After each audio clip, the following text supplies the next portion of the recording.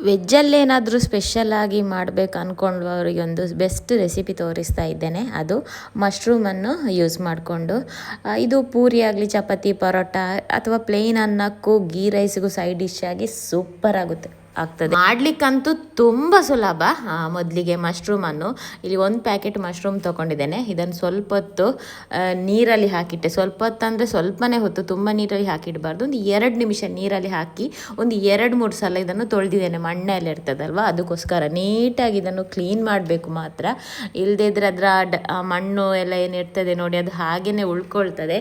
ಆನಂತರ ಈ ರೀತಿ ಮೇಲಿದದ್ರ ಸಿಪ್ಪೆ ತೆಗೆದ್ರೆ ಆಯಿತು. ಕೆಲವರು ತೆಗಿತಾರೆ, ಕೆಲವರು ತೆಗೆಯುವುದಿಲ್ಲ. ತೆಗೆದ್ರೆ ಒಳ್ಳೆಯದು ನನ್ನ ಪ್ರಕಾರ. ನೋಡಿ, ನಾನು ಈ ರೀತಿ ಸಿಪ್ಪೆ ಎಲ್ಲ ತೆಗೆದು ನೀಟಾಗಿ ಕ್ಲೀನ್ ಮಾಡ್ಕೊಂಡಿದ್ದೇನೆ. ಆನಂತರ ನಮಗೆ ಬೇಕಾದ ಹಾಗೆ ಕಟ್ ಮಾಡಿದ್ರೆ ಆಯಿತು. ಇದರಲ್ಲಿ ಕೆಲವು ದೊಡ್ಡದುಂಟಲ್ಲ, ಹಾಗಾಗಿ ಕಟ್ ಮಾಡ್ತೇನೆ. ಸಣ್ಣ ಸಣ್ಣದಾದರೆ ಕಟ್ ಮಾಡಬೇಕು ಅಂತಲೂ ಇಲ್ಲ, ಇಡೀಯಾಗಿಯೇ ತೊಗೊಳ್ಬೋದು. ಈಗ ನೋಡಿ, ಇಲ್ಲಿ ಈ ರೀತಿ ಕಟ್ ಮಾಡಿಕೊಂಡಿದ್ದೇನೆ. ಈಗೊಂದು ಕೆಲಸ ಆಗಬೇಕು ನಮಗೆ. ಅದಕ್ಕೆ ಒಂದು ಈರುಳ್ಳಿಯನ್ನು ದೊಡ್ಡ ದೊಡ್ಡ ಶೇಪಲ್ಲಿ ಕಟ್ ಮಾಡಬೇಕು, ಕ್ಯೂಬ್ ಹಾಗೆ. ಆನಂತರ 1 ಸ್ಪೂನ್ ತುಪ್ಪದಲ್ಲಿ ಈ ಈರುಳ್ಳಿಯನ್ನು ಸ್ವಲ್ಪ ಫ್ರೈ ಮಾಡಬೇಕು. ಫ್ರೈ ಅಂದರೆ ಕೆಂಪಾಗಬಾರ್ದು, ಜಸ್ಟ್ ಈರುಳ್ಳಿ ಬೇಯಬೇಕು.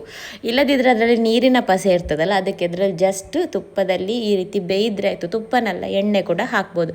ಆನಂತರ ಇದನ್ನು ತಣ್ಣಗೆ ಆಗಲಿಕ್ಕೆ ಸೈಡಿಗೆ ಇಡುವ. ಈಗ ಕಟ್ ಮಾಡಿಟ್ಟೆಲ್ಲ ಮಶ್ರೂಮನ್ನು ಒಂದು ಪಾತ್ರೆಗೆ ಹಾಕ್ಕೊಂಡು ಅದಕ್ಕೆ ಒಂದು ಸ್ವಲ್ಪನೇ ಸ್ವಲ್ಪ ಒಂದು 1/4 ಸ್ಪೂನಷ್ಟು ಮೆಣಸಿನ ಹುಡಿ ಸಾಕು. ಜಾಸ್ತಿ ಇದಕ್ಕೆ ಮೆಣಸಿನ ಹುಡಿ ಈಗಲೇ ಹಾಕಲಿಕ್ಕೆ ಇಲ್ಲ. ಆನಂತರ ಇದಕ್ಕೆ ಒಂದು ಚಿಟಿಕೆಯಷ್ಟು ಅರಶಿನ, ಹಾಗೇನೊಂದು 1/2 ಸ್ಪೂನಷ್ಟು ಕೊತ್ತಂಬರಿ ಹುಡಿ, 1/2 ಸ್ಪೂನಿಗಿಂತ ಸ್ವಲ್ಪ ಕಡಿಮೆ ಜೀರಿಗೆ ಹುಡಿ. ಕೊತ್ತಂಬರಿ ಹುಡಿಗಿಂತ ಸ್ವಲ್ಪ ಕಡಿಮೆನೇ ಜೀರಿಗೆ ಪುಡಿ ಹಾಕಬೇಕು. ಆನಂತರ ರುಚಿಗೆ ತಕ್ಕಷ್ಟು ಉಪ್ಪು, ಒಂದು 1/2 ಸ್ಪೂನಷ್ಟು ಉಪ್ಪು ಹಾಕ್ತಾ ಇದ್ದೇನೆ. ಆನಂತರ ಒಂದು 2 ಸ್ಪೂನಷ್ಟು ಮೊಸರು, ಹಾಗೆಯೇ ಒಂದು 1/2 ಸ್ಪೂನಷ್ಟು ಶುಂಠಿ ಬೆಳ್ಳುಳ್ಳಿ ಪೇಸ್ಟ್.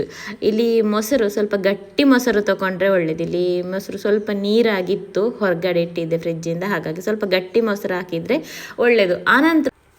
ಆನಂತರ ಇಲ್ಲಿ ನಾವು ಸೈಡಿಗೆ ತಣ್ಣಗಾಗಲಿಕ್ಕೆ ಇಟ್ಟಿದ್ದೇವಲ್ಲ ಈರುಳ್ಳಿಯನ್ನು ತುಪ್ಪದಲ್ಲಿ ಬೇಯಿಸಿ, ಅದನ್ನು ಇದಕ್ಕೆ ಹಾಕ್ಕೊಂಡ್ರೆ ಆಯಿತು. ಹಸಿ ಈರುಳ್ಳಿ ಹಾಕ್ಬೋದು, ಆದರೆ ತುಂಬ ನೀರು ಬಿಡ್ತದೆ. ಅದಕ್ಕೋಸ್ಕರ ನಾನು ಹೀಗೆ ಹಾಕ್ತಾ ಇದ್ದೆ. ನಿಮಗೆ ಬೇಕಾದರೆ ಹಸಿ ಕೂಡ ಹಾಕ್ಕೊಳ್ಳಿ, ಏನಾಗೋದಿಲ್ಲ. ಸ್ವಲ್ಪ ಗ್ರೇವಿ ತಿಕ್ಕಾಗಲಿಕ್ಕಿಲ್ಲ, ಸ್ವಲ್ಪ ನೀರಾಗ್ಬೋದು ಅಷ್ಟೇ. ಆನಂತರ ಇದಕ್ಕೆ ಒಂದು 2 ಕಾಯಿ ಮೆಣಸನ್ನು ಹಾಕ್ಕೊಳ್ಳಿ. ಕಟ್ ಮಾಡಿ ಹಾಕ್ಬೋದು, ನಾನು ಮಾತ್ರ ಭಾಗ ಮಾಡಿ ಹಾಕ್ತೇನೆ, ಯಾಕೆಂದರೆ ತುಂಬ ಖಾರ ಉಂಟು. ನೋಡ್ಕೊಂಡು ಹಾಕಿ, ಜಾಸ್ತಿ ಖಾರ ಇದ್ದದನ್ನು ಹಾಕಬೇಡಿ. ಖಾರ ಇದ್ದರೆ ಒಂದೇ ಒಂದು ಸಾಕು, ಅದು ಕೂಡ ಬೀಜ ಎಲ್ಲ ಉದುರಿಸಿ ಹಾಕ್ಕೊಳ್ಳಿ. ಇದನ್ನೆಲ್ಲವನ್ನು ಹಾಕ್ಕೊಂಡು ಚೆನ್ನಾಗಿ ಇದನ್ನು ಮಿಕ್ಸ್ ಮಾಡಿ ಇಡುವ. ಗಟ್ಟಿ ಮೊಸರು ಹಾಕಿದರೆ ಗಟ್ಟಿಯಾಗಿರ್ತದೆ. ನೋಡಿ, ನಾನು ಕಾಯಿ ಮೆಣಸು ಹಾಕಲಿಕ್ಕೆ ಮರ್ತೋಯ್ತು ಮೊದಲಿಗೆ, ಅದಕ್ಕೆ ಕೊನೆಗೆ ಹಾಕ್ತಾ ಇದ್ದೇನೆ. ಆನಂತರ ಇದನ್ನು ಒಂದು ಪ್ಯಾನಿಗೆ ಸ್ವಲ್ಪ ಎಣ್ಣೆ, ಸ್ವಲ್ಪ ಬೆಣ್ಣೆ ಹಾಕ್ಕೊಂಡು ಇದನ್ನು ಸ್ವಲ್ಪ ಬೆಣ್ಣೆ ಮೆಲ್ಟ್ ಆಗಲಿಕ್ಕೆ ಬಿಡುವ. ಆನಂತರ 1 ತುಂಡು ಚಕ್ಕೆ, ಒಂದು 2 ಲವಂಗ ಹಾಕಿ, 1 ಪಲಾವ್ ಎಲೆ ಹಾಕ್ಕೊಂಡು ಜಸ್ಟ್ ಒಂದು ಮಿಕ್ಸ್ ಮಾಡಿದರೆ ಸಾಕು. ಆನಂತರ ಇದೆಲ್ಲ ಲೋ ಫ್ಲೇಮಲ್ಲಿ ಇರಬೇಕು, ಹೈ ಫ್ಲೇಮಲ್ಲಿ ಅಲ್ಲ.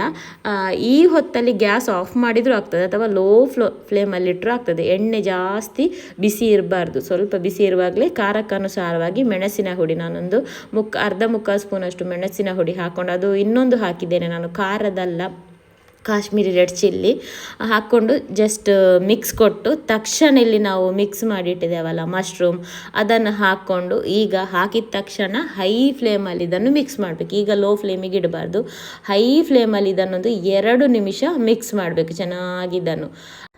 ಇದನ್ನು ಲೋ ಫ್ಲೇಮಲ್ಲಿಟ್ಟರೆ ತುಂಬ ನೀರು ಬಿಡ್ತದೆ. ಅದಕ್ಕೋಸ್ಕರ ಹೈ ಫ್ಲೇಮಲ್ಲಿಟ್ಟು ಇದನ್ನು ಮಿಕ್ಸ್ ಮಾಡುವಂಥದ್ದು.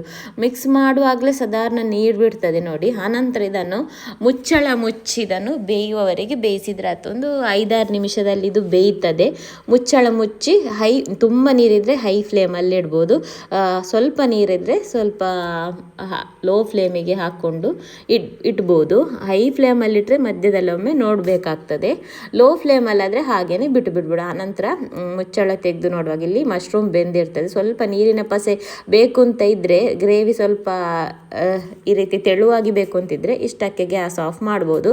ಗ್ರೇವಿ ಬೇಡ, ತಿಕ್ಕಾಗಿರಬೇಕು, ಚಪಾತಿ ಎಲ್ಲ ತಿನ್ನಬೇಕು ಅಂತ ಇದ್ದರೆ ಸ್ವಲ್ಪ ಇದನ್ನು ಓಪನ್ ಇಟ್ಟು ಮಿಕ್ಸ್ ಮಾಡ್ತಾ ಡ್ರೈ ಮಾಡಿದರೆ ಆಯಿತು. ಬೇಕಾದ್ರೆ ಕೊನೆಗೆ ಸ್ವಲ್ಪ ಕೊತ್ತಂಬರಿ ಸೊಪ್ಪು ಉದುರಿಸ್ಬೋದು, ಉದುರಿಸಿದರೆ ಒಳ್ಳೆಯದಾಗ್ತದೆ. ನನ್ನ ಹತ್ರ ಇರಲಿಲ್ಲ, ಹಾಗಾಗಿ ಉದುರಿಸಲಿಲ್ಲ. ಕೊನೆಗೆ ಅಲ್ಲದಿದ್ದರೂ ನಾವು ಮ್ಯಾರಿನೇಟ್ ಮಾಡಿ ಇಡ್ತೇವಲ್ಲ, ಆವಾಗ ಕೂಡ ಉದುರಿಸ್ಬೋದು. ಬೆಸ್ಟ್ ಮಶ್ರೂಮ್ ರೆಸಿಪಿ ಅಂತಲೇ ಹೇಳ್ಬೋದು. ಸಖತ್ತಾಗಿ ಬಂದಿದೆ ಮಾತ್ರ. ಪೂರಿ ಚಪಾತಿ ಪರೋಟಕ್ಕಂತೂ ಸೂಪರ್.